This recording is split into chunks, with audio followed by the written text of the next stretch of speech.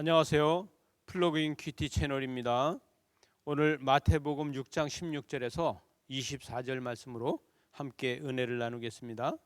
사람은 어떤 사건이나 자랑을 과장하려고 해요. 어떤 사건을 갖다 자랑을 하고 어떤 내가 갖고 있는 것을 자랑하려고 그러는 속성이 있습니다. 그래서 간증하는 사람들도 간증할 때 보면 자기가 어떤 병이 들었었는데 하나님이 그 병을 고쳐주시고 자기가 고생을 했는데 엄청나게 고생을 했지만 하나님께서 이렇게 도와주셔서 치료가 됐다 하는 것도 어떤 때 보면은 그 과정을 엄청나게 부풀려서 과장법을 사용할 때가 많이 있습니다. 긍정의 과장이 기도를 조금 하고 응답은 많이 받고 이렇게 생각을 해갈 수도 있어요. 여러분, 우리는 긍정적인 과장을 했다고 해서 그게 기도를 많이 한 건 아니지 않습니까? 그리고 고난과 어려움이 있어서 회개는 조금 하고 그 과장을 크게 해서 조금 회개했는데도 엄청나게 내가 회개를 하고 내가 거듭났다, 변했다 이렇게 과장하는 사람들이 있죠. 마치 오늘 바리새인들의 금식도 마찬가지라는 거예요. 바리새인들이 금식할 때에 여기 오늘 16절 보니까 금식할 때에 너희는 외식하는 자와 같이 슬픈 기색을 보이지 말아라 이렇게 이야기하죠. 그래서 슬픈 기색을 하면서 얼굴을 흉하게 하지 말아라.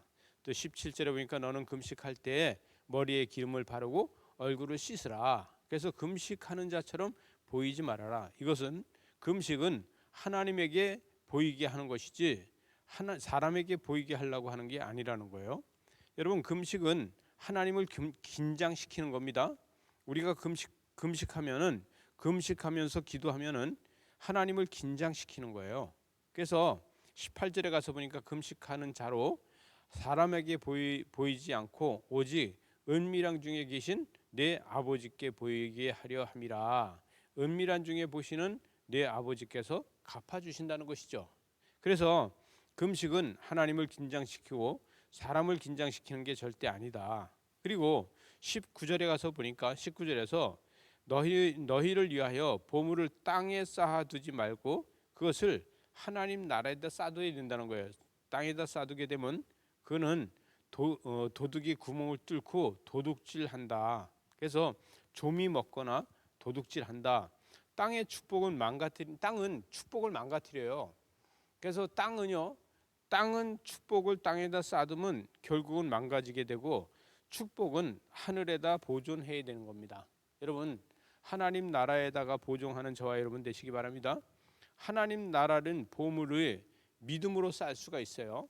여러분, 우리가 힘과 능력으로 쌓는 게 아니라 하나님 나라에는 보물을 믿음으로 쌓을 수 있고 믿음이 크면 그 사랑의 헌신으로 행동이 커집니다. 그래서 우리는 믿음이 크면 클수록 사랑과 헌신이 커지고 그래서 그 행동이 커진다 이렇게 이야기할 수 있겠죠. 21절에 가서 보니까 내 보물이 있는 그곳에는 내 마음도 있느니라 이렇게 이야기하고 있어요. 우리의 마음이 믿음과 사랑이 채워져 있다면 우리는 하나님의 상금, 하늘의 상금이 크다 이렇게 이야기하겠죠. 그래서 보물이 있는 곳엔 내 마음도 있다. 그러면 우리는 우리의 보물을 하나님 나라에 쌓아두고 우리의 마음이 하나님 나라에 있는 것이 중요합니다. 여러분, 우리는 하나님 나라에 마음을 두고 사는 저와 여러분입니다. 22절에 보니까 눈은 몸의 등불이니 그러므로 내 눈을 성하면 온 몸도 밝아진다. 믿음은 영의 눈을 밝게 해주고 또 영의 눈이 밝아지면요 세상에서 보지 못하는 것을 볼 수 있게 만들어줍니다. 여러분, 우리는 영의 눈이 밝아져야지만 세상 사람들이 보지 못하는 것을 볼 수 있다 이렇게 얘기할 수 있고, 눈이 어두우면요 마음이 불안해집니다. 마음에 불안이 가득 차 있게 돼요. 그리고 세상을 보는 눈이 밝으면 밝을수록 점점 더 불안해지는 겁니다. 여러분, 세상을 보는 눈이 밝다고 해서 우리의 영의 눈도 밝은 것이 아닙니다. 그러나 우리는 영의 눈이 밝다고 하면은요 세상에서 보지 못하는 걸 보고 세상을 밝게 보는 사람들이 속는 것을 우리는 볼 수 있다 이렇게 이야기할 수 있겠습니다. 영의 눈은 기도와 말씀과 묵상으로 밝아질 수 있습니다. 여러분 23절에 보니까 눈이 나쁘면 온몸이 어두워질 것이니 그러므로 내게 있는 빛이 어두우면 그 어둠을 얼마나 더하겠느냐. 어둠이 얼마나 더하겠느냐. 여러분 우리는 영의 눈이 밝아져야지만 사람들이 우리를 보고 빛이 난다고 할 수 있습니다. 24절에 가서 보니까 24절에 한 사람이 두 주인을 섬기지 못한다 이렇게 이야기하고 있어요.